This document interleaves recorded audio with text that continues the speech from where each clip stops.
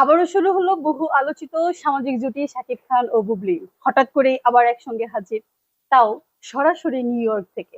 হ্যাঁ, ঠিকই ধরেছেন, কোনো সিনেমার শুটিং নয়, রীতিমতো পরিবার সহ বেড়াতে বের হয়েছে। ছবি পোস্ট শুরুতেই ফেসবুক ইনস্টাগ্রাম নড়ে উঠলো। কেউ বলছেন, আরে এ তো রিয়েল লাইফের রোমান্স। আবার কেউ টিপ্পনি দিয়ে বলছেন, ভাই কি যে নাটক। হ্যাঁ, বুবলি পোস্টে লিখেছেন যে লাইফ ইন ইউএসএ। এদিকে হালকা হাওয়া বইছে অপু বিশ্বাস ক্যাম্পেও। অনেকেই জিজ্ঞেস করছেন, অপু জানেন তো সে ঘুমাতে পারছেন তো, সে কি পোস্ট দিবে। এই চিন্তায় বাংলাদেশের মানুষ বলতে গেলে কালকে রাত থেকে ঘুমাচ্ছে না। হ্যাঁ, মানে কি যে একটা অবস্থা।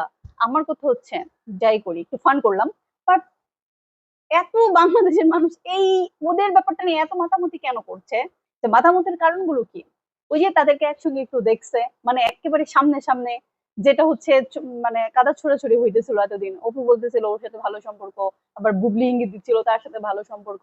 দর্শক মনে আসলে কৌতূহল ছিল যে কার সাথে আসলে ওদের ভালো সম্পর্ক, শাকিব খানের। তো সোশ্যাল মিডিয়ার ফিল্মি ক্যাম্প, গোলাপি ইমোজি আর প্রেমময় হ্যাশট্যাগের ছড়াছড়িতে ইতিমধ্যেই মানে ছড়িয়ে গেছে। কেউ বলছে এটা কপিরাইট করা উচিত, আবার কেউ বলছে যে এই নাটক আমরা দেখতে চাই না, আবার কেউ কথা হচ্ছে যে শাকিব খানের চরিত্র আসলেই কতটা খারাপ। আবার বুবলির প্রশংসা করছে, একটু ভালোবাসা এরকম চেষ্টা হইতে হবে বুবলির মতো।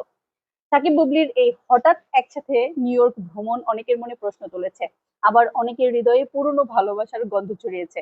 এটা কি প্রেম, নাকি শুধুই সহনশীল প্যারেন্টিং, নাকি নতুন সিনেমার প্রমোশনাল কৌশল? পরবর্তী পর্বে হয়তো আমরা দেখব বুবলির হাতে সাকিবের চা। বীর বলল, আমি চাই মা বাবা একসাথে থাকুক। কেমন হয় ব্যাপারটা? আচ্ছা, যাই হোক, একটা কথা নিশ্চিত, এই দুই তারকাই ব্যক্তিগত জীবনের নাটকীয়তা বাংলাদেশের সোশ্যাল মিডিয়ার অন্যতম বিনোদনের উৎস হয়ে রয়েছে।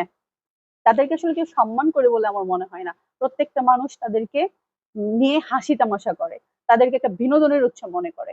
পপকর্ন রেডি রাখুন, এই সিনেমা এখনো শেষ হয়নি।